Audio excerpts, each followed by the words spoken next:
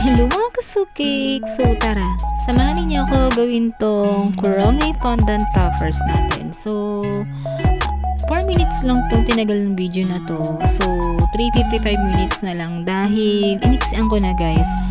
Pero sa tunay is almost 20 minutes kong ginawa. Which is yung tao pa lang yung character pala yan na Kuromi yan. So, the other details is nag-consume pa rin syempre ng oras natin. Pero, so dito sa isang toppers is maabot tayo talaga ng mga ganyan. So, 20 minutes, minsan pag sobrang hirap pa, 1 to 2 hours natin inuupuan yan. So, please, kaya wag na kayo magtaka kung medyo pricey yung mga customized cake dahil talagang pinaglalaanan natin ng oras yan. And syempre, ahead of time at pinaka-importante is marami pong umu-order kaya napakarami po natin ginagawa. Hindi lang po yung isa, hindi lang dalawa. Napakarami po nila. So please consider po sa mga nag-cancel order, please advise ahead of time din po. Para din po sa mga materials at lalong-lalo na yung oras na sana is ginagawa na lang namin is yung mga gawaing bahay or yung mga pag-aalaga sa mga anak namin. Pero dahil gusto namin yung ginagawa namin and part of the job talaga yan, so for the push pa rin tayo.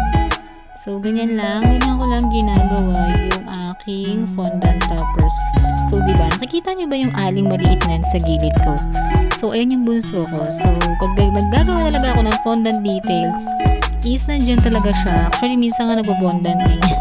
So, binibigyan ko rin siya ng sarili niyang space dyan sa gilid. So, gumawa siya kung ano yung gusto niya, diba? Para hindi niya ginagalaw kung ano yung ginagawa ako. So, ganito lang si Kuromi fondant toppers. Mukha lang madali, mukha lang mabilis, pero hindi. So, ganyan yun. Actually, nagagamay at nagagamay rin naman lahat ng mga bagay. Basta pa ulit-ulit lang natin ginagawa. Siyempre, kung nahihirapan tayo, huwag tayong mapagod sa mga learnings. I mean, kahit nahihirapan tayo, for the push lang tayo kasi hindi tayo nag-a-upgrade. Kung hindi natin susubukan yung mga bagay na sa tingin natin na hindi natin kaya. So, ako minsan kahit hindi ko kaya yung cake na yun, pero nag-advise pa rin naman ako sa customer na hindi makukuha yung pinaka-peg ng gusto niya. So, please always advise customer ng ganon. Pero ako for the push parate, diba? So, pinupush ko kung hanggang saan yung limit ko talaga. Kasi, ayoko na hanggang dito lang ako, hanggang dyan lang tayo. So, kailangan everyday may learnings tayo, may changes tayo. So, yung mga ginagawa nating cake, sa napapansin ninyo, sa ngayon, ganyan lang. For the other days,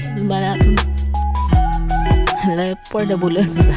So, sa mga darating pang mga panahon is mahahasa rin tayo. So, dapat yung cake natin is nag-improve and paganda ng paganda, syempre.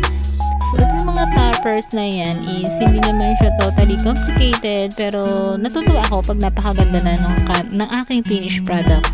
At lalong-lalo na pag masaya yung mga customer natin sa outcome, diba? Yung oras na ginugol ko dito sa cake at yung pagod is sobrang worth it. Lahat yun, diba? Bukod sa kumikita tayo, gumaga ang lahat din ng trabaho.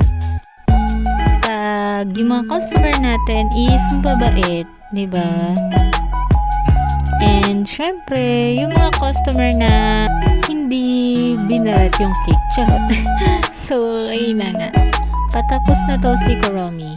Ayun, finish pa na.